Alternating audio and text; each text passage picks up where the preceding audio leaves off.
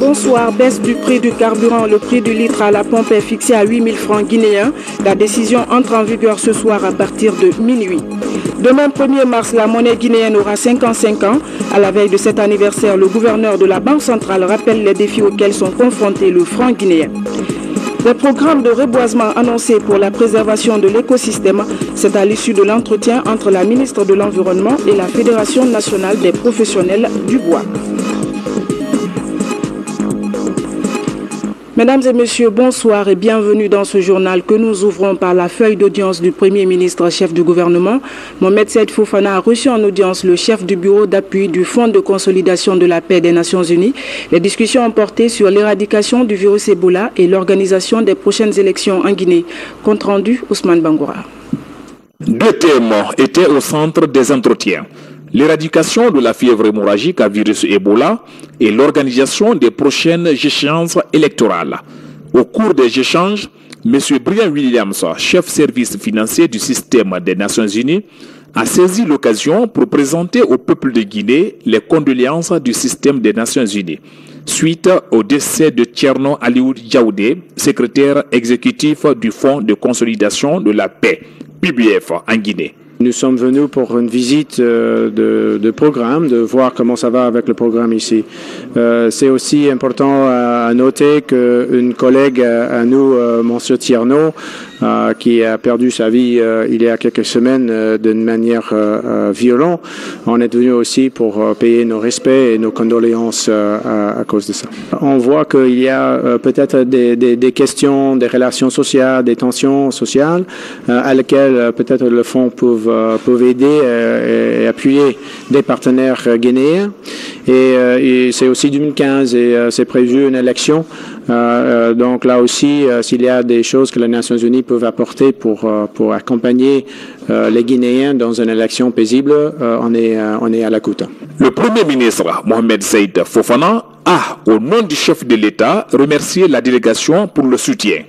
Le chef du gouvernement a mis à profit cette rencontre pour exprimer à la mission quelques préoccupations du gouvernement, à savoir la prise en charge des orphelins d'Ebola, la réalisation des infrastructures sanitaires, aussi soutenir la stabilité sociopolitique du pays en renforçant l'état de droit, en appuyant les dynamiques préventives des conflits dans les zones minières.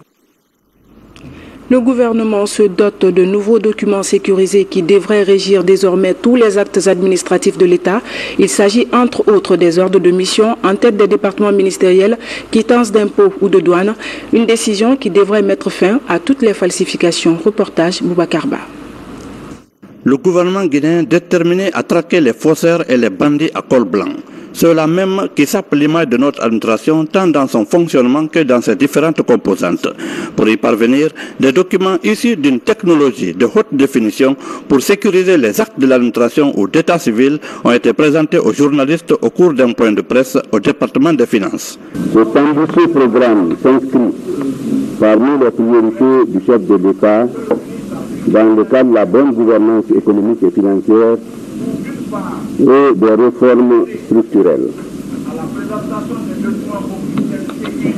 Il permettra, j'en suis sûr, de valoriser les documents concernés et sécuriser, de faire des recettes administratives de l'État. Le lancement de ces documents dans tous les départements ministériels et le suivi de son application dans le traitement des dossiers administratifs permettra à coup sûr de réduire au maximum la saignée financière au niveau du trésor guinéen déjà très fragile. Nous avons le plaisir justement d'informer l'ensemble des citoyens guinéens et aussi les partenaires bilatéraux, multilatéraux, que le gouvernement désormais va sécuriser les actes et documents administratifs. Il y a le cachet de tous les départements ministériels qui ont été joints à la panoplie de ces documents-là.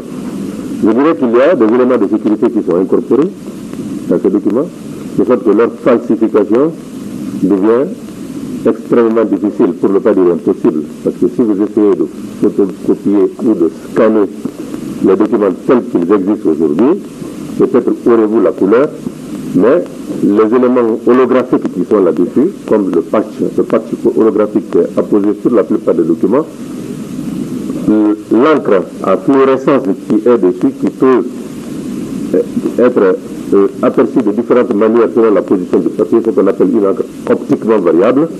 Les microtextes qui sont incorporés dedans, vous ne pouvez pas les imiter. Autre élément évoqué au cours de cette rencontre, la gestion financière de l'aide apportée par nos partenaires au développement dans la gestion d'Ebola. À ce niveau, le chef du département des finances a indiqué que les 95% des financements ont été exécutés par les agences d'exécution du système des Nations Unies. Sur les 545 millions de dollars mis à la disposition de la Guinée, seuls les 149 liés à l'appui budgétaire ont été gérés par l'État. Demain, 1er mars, marque le 55e anniversaire de la souveraineté monétaire de la République de Guinée. L'on se souviendra que c'est le 1er mars 1960 que notre pays a créé sa propre banque centrale pour la gestion de sa monnaie. À la veille donc de cette célébration, le gouverneur de la Banque centrale a fait une déclaration commentée ici par Marie-Angélique Bangoura. La monnaie guinéenne date du 1er mars 1960. Ce 1er mars 2015, le franc guinéen a 55 ans. Depuis toujours, la Guinée mène un combat pour rehausser sa valeur monétaire. La Banque centrale de la République de Guinée dresse le bilan. Dans le domaine monétaire et de change, justement, la Banque centrale a poursuivi sa politique de desserrement rendue possible grâce au maintien de la tendance baissière du taux d'inflation. À ce titre, l'année 2014 a été marquée par la baisse du taux directeur au mois de juin 2014 de 16 à 13% et du taux des réserves obligatoires au mois de novembre de 22 à 20%. La Banque centrale a favorisé l'adoption par le gouvernement du document portant stratégie nationale de finances inclusive, laquelle permettra dans les années à venir aux consommateurs qui n'ont pas accès aux services financiers classiques de bénéficier de services de proximité à faible coût. Cette stratégie nationale de finances inclusive est une réponse à la préoccupation exprimée par le gouvernement du professeur Alpha Condé, qui l'inscrit dans la perspective générale de la réduction de la pauvreté, tant en milieu rural qu'urbain, en particulier chez les femmes et chez les jeunes. Aujourd'hui, confrontée à d'énormes difficultés, la BCRG interpelle les décideurs à entreprendre de nouvelles stratégies. Si la célébration du 55e anniversaire de notre monnaie est un instant d'intense réflexion sur notre avenir, elle nous donne aussi l'occasion de penser aux défis énormes que nous sommes amenés constamment à relever. À ce titre, la Banque centrale continuera à mettre en œuvre une politique monétaire prudente pour la maîtrise de l'inflation, indispensable pour créer les bases d'une croissance économique forte et durable. Elle compte poursuivre les efforts de reconstitution des réserves de change de la nation afin d'atteindre et de maintenir un minimum de l'ordre de 6 mois d'importation. La Banque centrale de la République de Guinée entend mettre les bouchées doubles pour satisfaire les besoins des consommateurs.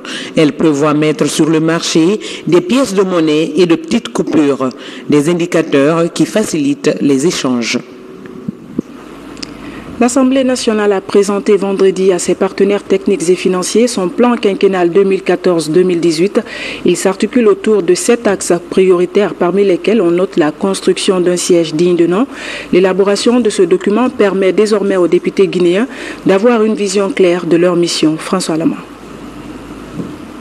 Quinquennal 2014-2018 qui a fait l'objet d'échanges a été validé par l'Assemblée nationale en 2014. Ce plan dispose de 7 axes prioritaires avec des actions qui portent sur la construction du siège de l'Assemblée nationale, mais aussi la formation des députés et du personnel de l'administration parlementaire. L'élaboration de ce plan a eu lieu grâce à l'appui technique du NDI et sur financement de l'USAID. Ce sont les objectifs et les activités projetées pour un coût global de 14 milliards de francs guinéens qui ont été largement expliqués par le comité de pilotage devant les partenaires financiers. Je voudrais bien exprimer la volonté de l'Allemagne de coopérer avec tous les partenaires en Guinée, dont le Parlement. Nous continuerons à vous appuyer notamment dans les domaines d'analyse budgétaire, parce que nous voulons soutenir une budgétisation sociale en faveur des enfants et des femmes en République de Guinée. C'est que nous regrettons le fait que ce plan est passé déjà à la plénière de l'Assemblée nationale sans qu'on nous soit consulté.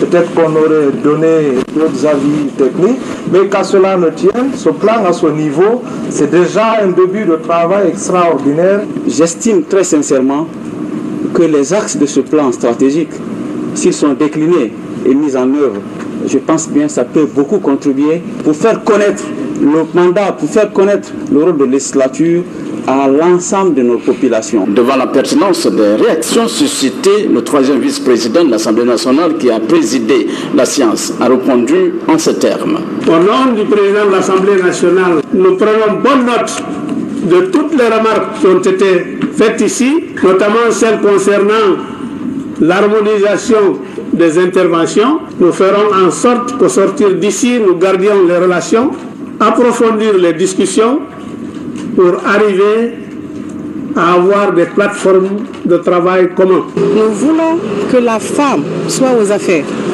Nous voulons l'équité entre l'homme et la femme. Je remercierai l'Assemblée nationale de m'avoir donné l'opportunité de faire une innovation et de faire l'insigne de l'Assemblée. Les travaux ont été bouclés par l'inauguration de l'insigne de l'Assemblée nationale, premier du genre. C'est une œuvre de l'entreprise BRCT, Bureau d'études et de réalisation de contrôle des travaux publics. Ce soir, à partir de minuit, le litre de carburant à la pompe retombe à 8 000 francs guinéens. Cette baisse est le fruit des négociations tripartites gouvernement, syndicats et patronat. L'accord a été paraphé cet après-midi entre les différentes parties. Le point avec Alassane Dugobari. De 9 000 francs guinéens, le prix du carburant revient à 8 000 francs à la pompe. L'accord vient d'être conclu entre gouvernement, patronat et syndicats. Les négociations entamées hier, vendredi, ont abouti à la signature d'un protocole d'accord entre administration publique et partenaires sociaux sous la supervision de l'inspection générale du travail.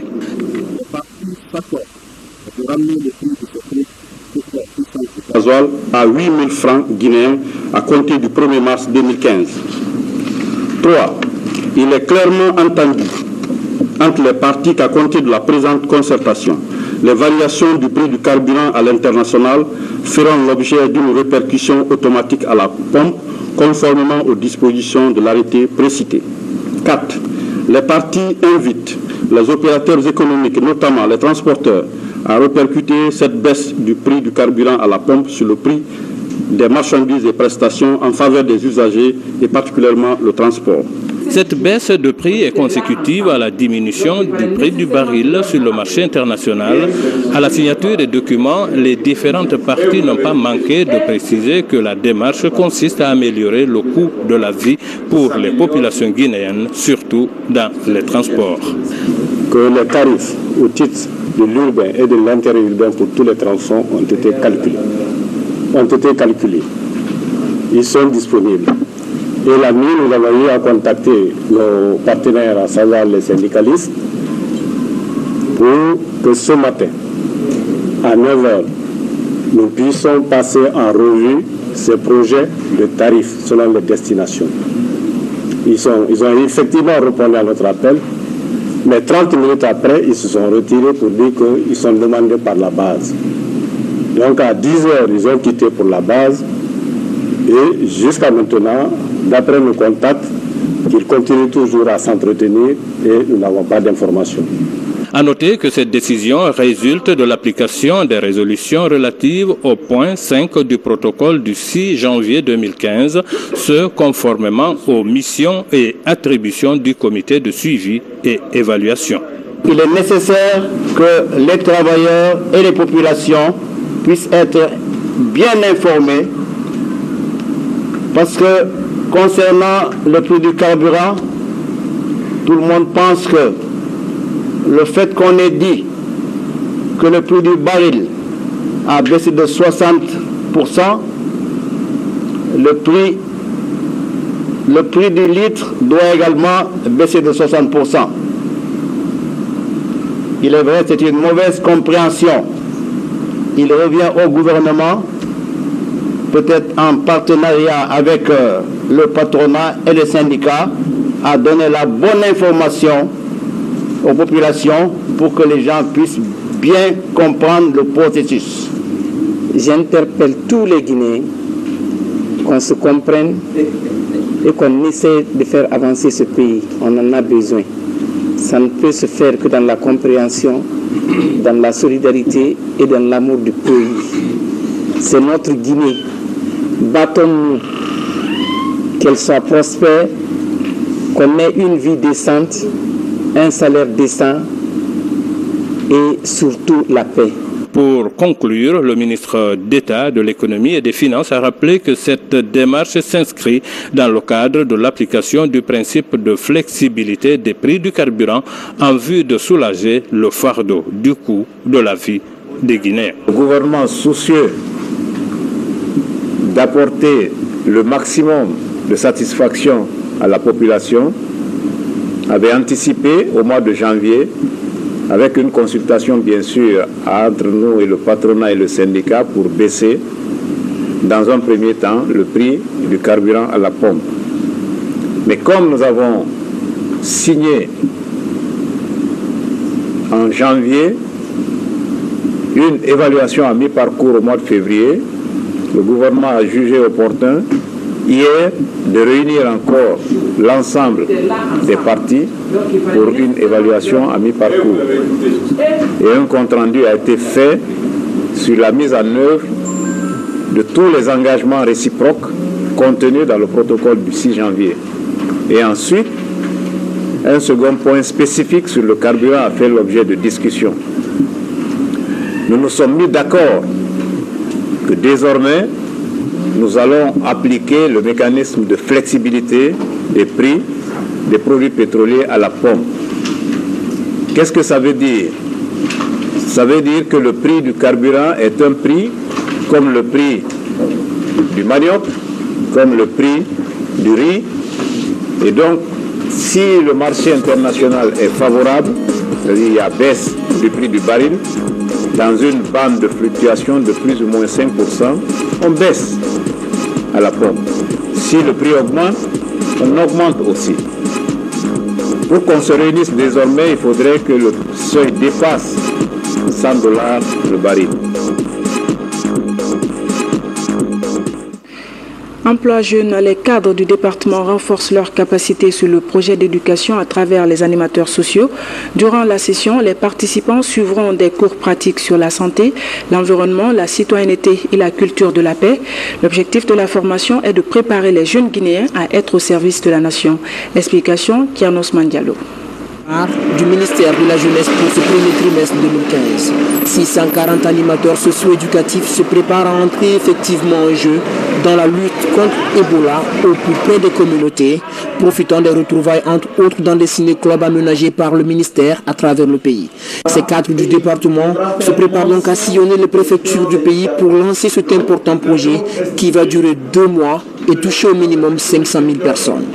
Si moi, ma part, ma contribution pouvait amener les gens à changer un peu de comportement, je le ferais. Dans les 33 préfectures du pays et dans les 5 communes de Conakry, 200 sites où sont installés les ciné-clubs sont déjà prêts à recevoir les jeunes pour des séances de sensibilisation. Le 5 mars prochain sera le point de départ de cette opération. Dans toutes les préfectures et dans les communes de Conakry, des réunions vont être organisées sous la houlette de ces cadres qui reçoivent ici les termes de référence du projet.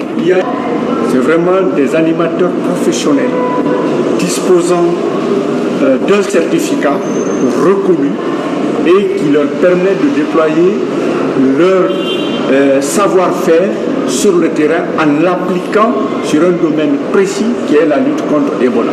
Partout seront présents les animateurs socio-éducatifs. L'on devrait assister à un réveil de conscience à travers les différentes activités qui seront menées pour la fin de l'épidémie et pour l'émancipation des jeunes. 400 équipes de football devront être créées ou entretenues. Au terme du projet, les animateurs locaux devraient être formés pour prendre le relais et continuer le combat. C'est surtout faire comprendre aux jeunes que leur développement, le développement de la Guinée part d'eux-mêmes. part de leur implication dans la vie de la nation, à cultiver l'amour de la patrie, à cultiver l'esprit citoyen et à être un vrai acteur du développement. Et aussi envoyer ce message très fort par rapport à la riposte contre Ebola dans les zones de réticence pour que les jeunes comprennent que nous pouvons être les moteurs qui pourront arrêter cette épidémie dans notre pays. Le projet est soutenu par l'UNICEF, l'Organisation des Nations Unies, engagée aux côtés de la Guinée dans la lutte contre Ebola. Il faut réglementer l'exploitation artisanale du bois pour protéger Dame Nature. Telle est l'invite faite par la ministre de l'Environnement au cours de l'entretien qu'elle a eu avec la Fédération nationale des professionnels du bois. Agia Kadiatou Ndiaye sollicite l'implication de ces derniers dans la préservation de l'écosystème par des programmes de reboisement. Mohamed Alpha Baldé, reportage. Quelques mois après la réouverture de l'exploitation du bois en Guinée, la Fédération nationale des professionnels du secteur échange avec l'administration forestière sur les modalités d'exploitation et de consommation de ce type de matériaux naturels au niveau local. Entre autres sujets évoqués, le prix du levé de barrage fixé à 1 million de francs guinéens ou encore l'utilisation de dos tronçonneuses par préfecture. Leur plainte elle est normale, mais ceux qui n'ont pas compris, on va leur expliquer. Les directions techniques se sont mises à leur disposition pour leur expliquer, mais je les ai fait comprendre d'ores et déjà que la taxe en Guinée est sous-évaluée. Et quand on parle de problème de coupe, il s'agit d'une évaluation de bois sur pied. Et donc malheureusement sur le terrain aujourd'hui, nous constatons que ce sont les matériaux qui sont évalués. Et il y a lieu de revoir cette disposition. Venus d'une vingtaine de préfectures, ces exploitants locaux s'engagent à participer aux prochaines opérations de reboisement. En Guinée, le principe voudrait que 2 plants soient reboisés pour un arbre coupé. Nous sommes là ce matin pour nous informer mieux comment ça doit se passer et qu'est-ce qui serait dans l'intérêt du pays, dans l'intérêt du fonds forestier. Et parce que nous payons les taxes au jour d'aujourd'hui. Nous voulons bien que ce qu'on paye, que ça rentre dans le fonds forestier, parce que notre objectif à atteindre, ce n'est plus maintenant pour couper seulement le bois. Il faut aussi reboiser. Quand on ne paye pas les taxes, on ne pourra pas reboiser. Avec le phénomène du changement climatique, la réglementation de la coupe du bois devrait favoriser la limitation de la déforestation qui constitue une menace pour l'équilibre climatique. Les populations de Koya soutiennent les actions du président de la République, professeur Alpha Condé. Elles l'ont réaffirmé lors d'un meeting organisé récemment dans la localité en présence des membres du bureau politique national. Reportage Nabi Zakaria Bangoura. Pour assurer la fluidité de la circulation et soulager le calvaire des usagers à Koya, situé au parc de Conakry, le professeur Alpha Condé a ouvert des chantiers d'infrastructures routières dans la préfecture. De nos jours, ces travaux avancent à la satisfaction des populations. Pour témoigner de leur reconnaissance, les responsables politiques, militaires et sympathisants du RPG Arc-en-Ciel à Koya se sont mobilisés dans le cadre de soutien au chef de l'État, professeur Alpha Condé. Les populations sont sensibilisées sur la tenue des élections communales et présidentielles. Pendant le meeting, l'accent est mis sur les actions de développement posées par le chef de l'État. On soutient le professeur parce que nous savons, on croit en lui. Et ensuite, on a vu qu'avec son programme de développement et ce qu'il est en train de faire pour la Guinée, mais plus particulièrement pour la préfecture de Koya. Cette mobilisation politique a permis aux responsables du RPG Arc-en-Ciel de se concerter autour de plusieurs questions allant au sens du renforcement des stratégies de la mobilisation pour faire de Koya un bastion fort du RPG Arc-en-Ciel. C'est impensable que Koya, qui a sorti pendant les élections législatives une première depuis l'histoire de Koya, 2 députés au compte du RP Arc-en-Ciel, en prélude aux élections communautaires et communales et l'élection du président de la République, que l'on ne vienne pas voir nos structures de base, prendre les dispositions en vue de la mobilisation des uns et des autres pour la réélection du professeur Alpha Condé. Un homme de paix, un homme de dignité, un homme qu'il faut, surtout que le développement qui est en train de faire pour ce pays, toute personne avertie, digne de ce pays, ne doit nullement regarder ailleurs, sinon que suivre la ligne qu'il a tracée pour ce pays.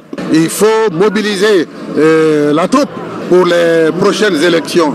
Et Koya, nous sommes unis, Malinké, Peul, Forestier et Soussou, nous sommes tous unis. Et avec le RPG Arc-en-Ciel, nous travaillerons dans le sens de la réaction du professeur Alpha Condé dès le premier tour. D'autres rencontres sont prévues au niveau des sous-préfectures et districts pour conforter l'électorat en faveur du chef de l'État, le président Alpha Condé. Signature de convention entre le ministère de l'Enseignement supérieur et des Guinéens de la diaspora réunis au sein de l'association EduCetera. Cette association compte mettre ses compétences au bénéfice des étudiants en offrant des cours gratuits dans les universités. Reportage Francis Coulier. C'est une signature d'accord de coopération entre le département de l'enseignement supérieur et de la recherche scientifique et l'association EduCetera, une ONG de la diaspora intellectuelle guinéenne. À travers cette signature, l'association compte mobiliser plus de Guinéens de l'étranger dans l'enseignement. Ce document, il est important parce qu'il montre l'intérêt que porte aujourd'hui le ministère de l'Enseignement supérieur à ce que nous faisons d'une part et d'autre part la reconnaissance de notre travail depuis 4 ans maintenant sur le terrain. Ce document stipule simplement que le travail que nous avons fait jusque-là peut être élargi à d'autres universités. Il porte également sur un volet où nous allons apporter notre expertise à tous les travaux de révision des programmes au sein des universités. Et troisièmement, l'apport au niveau de la documentation électronique et même papier des universités. C'est un accord d'une importance capitale et c'est un accord qui constitue aussi la concrétisation d'un premier jalon d'une coopération que nous voulons élargir à tous les continents, puisque l'expertise guinéenne se trouve pratiquement dans tous les continents. La diversification des partenaires sociaux de l'enseignement supérieur prend corps, cela à un moment où les autorités tournent les regards vers l'excellence. La communauté internationale célèbre demain 1er mars la journée zéro discrimination à l'égard des personnes vivant avec le VIH-Sida.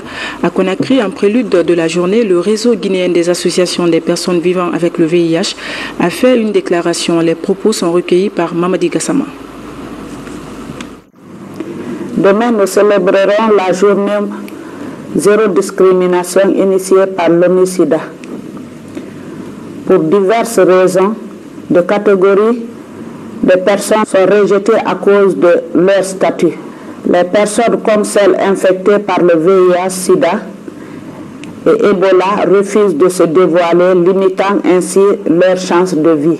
Pour éviter de perdre des êtres chers, des amis, tendons la main, apportons notre soutien et surtout cessons de juger, de préjugés en direction des personnes que nous trouvons différentes.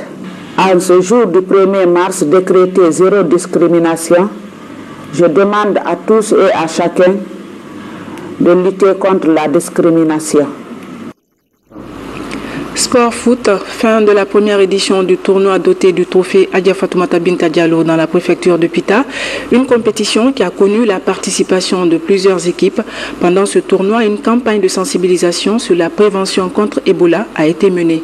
Reportage Falilou Diallo. Initiée par les jeunes de Pita, cette première édition du tournoi, la Guinée sans Ebola, a connu la participation de 8 équipes, toutes venues des quartiers du centre-ville de Pita. Une manière pour les organisateurs de dénicher des talents pour l'équipe locale qui, depuis belle lurette, a disparu des grandes compétitions en Guinée. On a voulu, à travers ce tournoi de football, magnifier à tout le monde que la lutte à Pita doit continuer, même s'il n'y a plus de cas. Et comme Mme Adja Binta, qui est ministre de l'Industrie et la marraine de Pita pour la lutte contre Ebola, on lui a donné ce nom. Religion des temps modernes, le football est l'une des disciplines sportives pratiquées dans la préfecture de Pita. À travers cette compétition, le public revient dans les stades pour applaudir les futurs champions. Et pour la marraine de ce tournoi, ce genre de compétition permet de mieux rassembler les fils de Pita. C'est là une contribution de qualité de la part de la jeunesse de Puta dans l'entretien du climat de quiétude dans notre pays. C'est à travers des activités sportives de ce genre que peuvent se révéler des talents cachés individuels et collectifs dont recèle le potentiel juvénile. Sur la pelouse, 8 équipes étaient en compétition et les 2 meilleures se sont retrouvées en finale. À la fin des 90 minutes, c'est le football club Modibo en blanc qui rafle Dame Coupe aux dépens de FC Olympique. Score final 1-0. Rendez-vous est pris l'année prochaine pour la 2e édition. La société de téléphonie mobile MTN Guinée offre un cyberécole à l'Institut supérieur de formation à distance de Kankan. Cette action s'inscrit dans le cadre de l'exécution de son programme d'investissement social qu'elle appelle 21 jours Yellow Care 2014. L'idée est de soutenir le gouvernement dans la qualification du système éducatif guinéen. Reportage Komara Moussa. Pour faciliter l'apprentissage intique dans la région de Kankan, MTN Guinée offre un cyber-école à l'Institut supérieur de formation à distance ISFAD. Ce cyber, équipé de 8 ordinateurs et une connexion Internet gratuite pendant 6 mois, va contribuer au désenclavement numérique de la région. C'est une opération du projet Yellow Care 2014 de MTN Guinée. Ce cyber-école qui contribuera à l'éducation d'une jeunesse, de la jeunesse en général, et qui nous permettra de respecter nos engagements qui sont d'offrir un nouveau monde radieux et numérique à l'ensemble de la population. Après avoir permis à la population de bénéficier des bienfaits de la téléphonie mobile, le groupe MTN nourrit aussi l'ambition de livrer à l'ensemble des Guinéens un accès facile aux outils informatiques. L'inauguration de ce cyberespace vient renforcer les capacités de la direction régionale de l'ISFAD de Kankan. Cette institution, les bénéficiaires de ce don en fera bon usage. Je le dis ici, que MTN, on peut limiter, on ne peut pas l'égaler par rapport à son implication personnelle dans les affaires sociales à Kankan, dans les affaires du pays. À travers le projet Yellow Care 2014, MTN Guinée participe à l'éducation et au développement des communautés. Déjà, 4 écoles du pays ont bénéficié des cyber-écoles. Il s'agit du lycée Bokabiro, de Sangoya, du lycée Kipé, de l'école nationale du secrétariat, de l'administration et du commerce, ainsi que le centre de formation professionnelle de Boké. Avant de refermer cette édition, je reviens sur cette information. Le prix du litre à la pompe est fixé à 8 000 francs guinéens. La décision entre en vigueur ce soir à partir de minuit. Mesdames et messieurs, c'est la fin de ce journal. Merci à vous de l'avoir suivi. Bonsoir chez vous. À demain.